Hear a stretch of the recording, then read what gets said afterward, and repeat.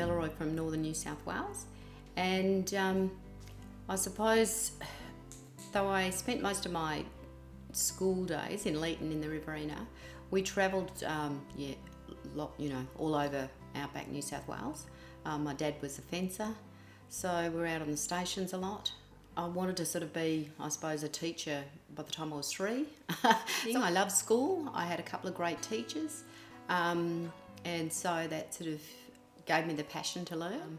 I ended up coming down to Shepparton and finished my year 12 there, and then went on to Bendigo Teachers College. Teaching is I found is something where you really need to engage the students. So I worked a lot with prep and junior primary students, so 5, 6, 7 and 8 year olds, and so it had to be fun, but it meant that you were always on the go as well, to sing and to dance and make it enjoyable, and that kids see that learning is something that they can enjoy, and making sure that every child is included.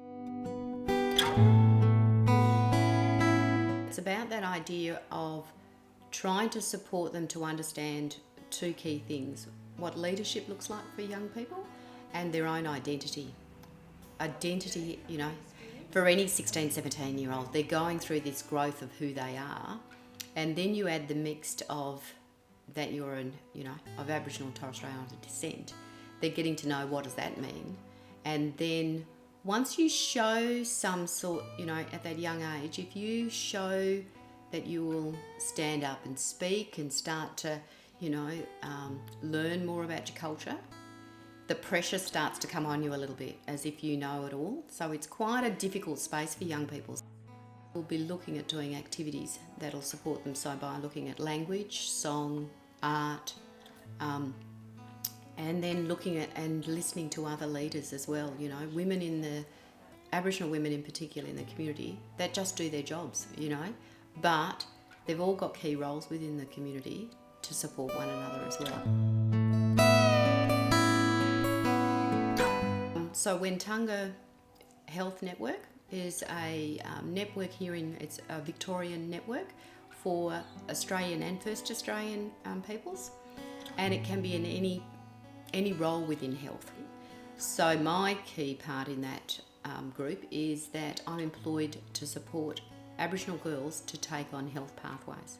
And the reason I took it up is because a couple of years ago I was part of a research team that looked at programs that engaged Aboriginal students across Australia, and what we found is that there was twice as much money went into boys and twice as many programs as went into boys.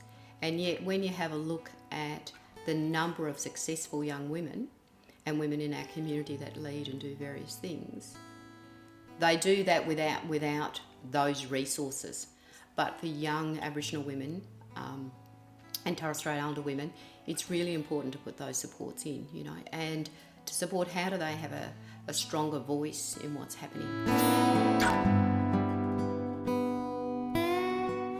Leadership to me is that it's something that you do every day, it's the way you live your life. And so if people see that you're enthusiastic about what you do, so it doesn't matter whether you're in the classroom or whether you're working with teachers, that you're approachable, because most of the professional development I've done with teachers has been to do with Aboriginal and Torres Strait Islander, more Aboriginal culture, and particularly in reconciliation. And so when people are moving into that space, teachers, where it wasn't taught a lot in there, as they sort of went through school, like you'll always have people that don't, agree with the way you think about things. And I suppose it's really important to remember the diversity within Aboriginal and Torres Strait Islander peoples as well, is that we're as diverse as any other group of people within Australia. Sometimes I think people think, leading within Aboriginal communities is easy, and it's not, because we are very diverse.